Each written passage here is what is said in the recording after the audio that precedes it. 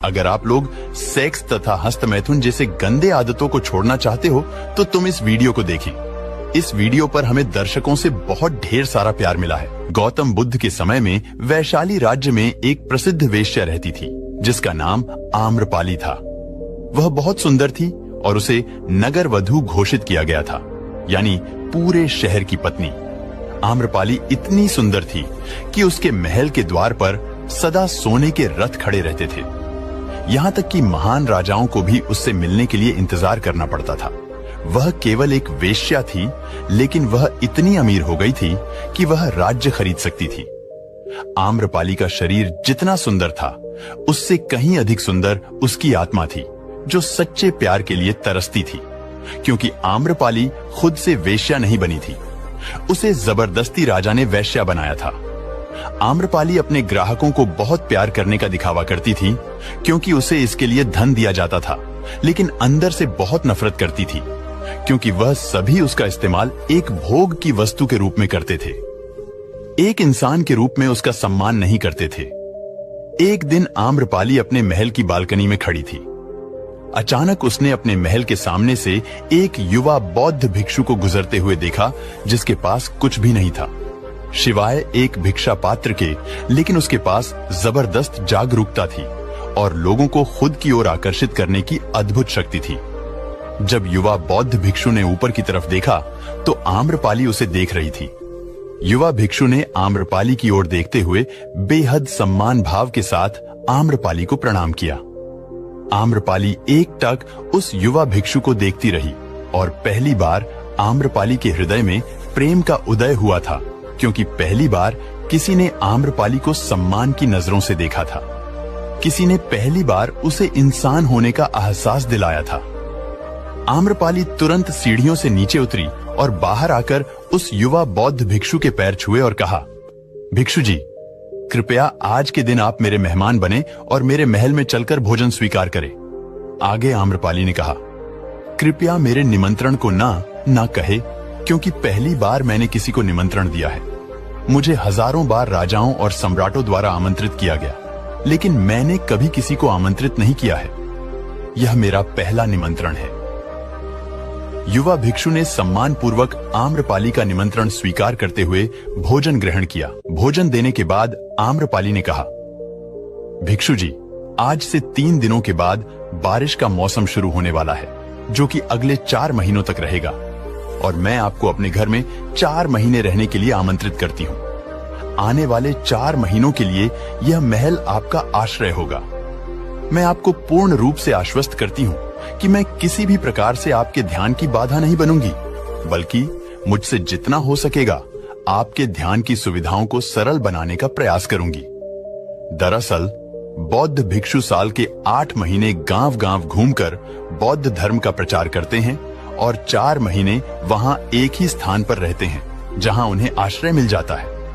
युवा बौद्ध भिक्षु ने कहा, माफ कीजिएगा देवी, लेकिन इस विषय में मैं स्वयं निर्णय नहीं ले सकता। मैं आपके प्रस्ताव के विषय में बुद्ध से पूछूंगा। अगर वह मुझे अनुमति देंगे तो मैं आपके महल में आश्रय अवश्य ग्रहण करूंगा। इतना कहकर वह बौद्ध भिक्षु वहां से चला गया।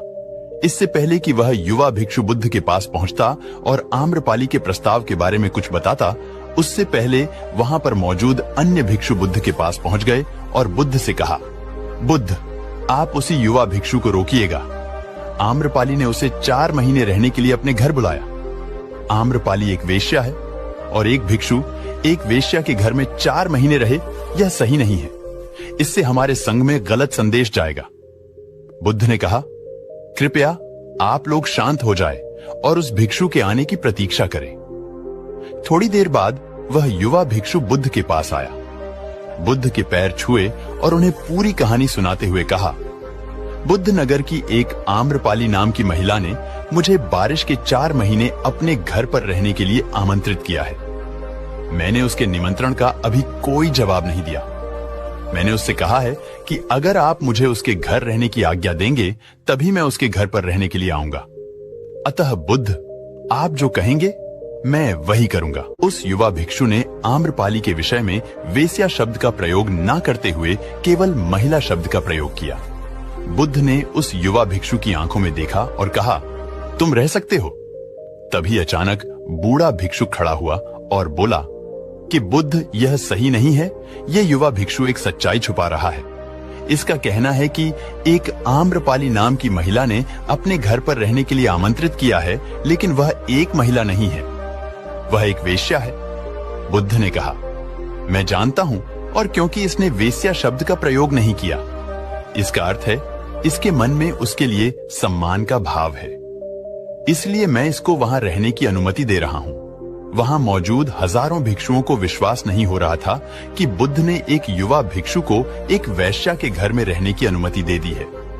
अगले 3 दिनों के बाद वह युवा भिक्षु आम्रपाली के घर रहने के लिए चला गया। उसके जाते ही वहां पर उपस्थित अन्य भिक्षु उसके विषय में तरह तरह की बातें बनाने लगे। बुद्ध ने सभी को शांत करते हुए कहा, मुझे मेरे भिक्षु पर विश्वास है। मैंने उसकी आंखों में देखा है कि उसके भीतर तनिक भी भोग की इच्छा नहीं थी। अगर उस भिक्षु का ध्यान गहरा रहा है तो आम्रपाली के हृदय को परिवर्तित कर देगा, और अगर भिक्षु का ध्यान गहरा नहीं है तो आम्रपाली अपने शारीरिक आकर्षण से भिक्षु को परिवर्तित कर देगी। ये एक प्रश्न है, ध्यान और शारीरिक आकर्षण के मध्य, जिसका उत्तर हमें 4 माह के बाद मिलेगा। बुद्ध की बात सुनकर वहां उपस्थित भिक्षुओं ने कहा कि बुद्ध उस युवा भिक्षु पर बहुत अधिक भरोसा करके अनावश्यक जोखिम उठा रहे हैं। वो भिक्षु युवा हैं और आम्रपाली बहुत सुंदर है। समय प्रारंभ हुआ, वर्षा ऋतु गई, 4 माह बीते और वह युवा भिक्षु वापस आया।